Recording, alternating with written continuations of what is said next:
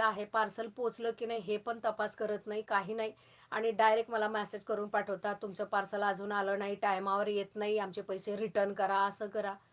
म्हणजे तुम्ही असं बोलतात की तुम्ही पार्सल घेऊन माझ्यावर उपकार केल्यासारखंच बोलतात आणि मला खरेदीच केली असं तुमचा बिहो चालतो. म्हणजे तुम्ही एक प्रोफेशनल लेडी आहे.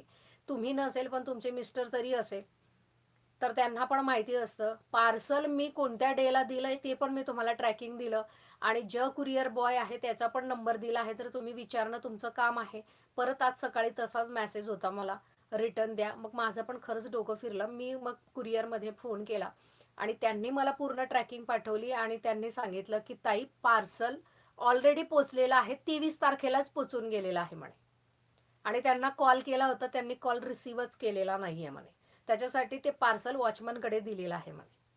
तर तुम्ही विचार करा, पूर्ण तुम्ही तालतपास लावत नाही आणि डायरेक्ट मला ब्लेम करतात, तर हे चुकीचं आहे आणि ज्यांना पेशन्स नसेल तर त्यांनी अजिबात बुकिंग करायचं नाही. कारण की मी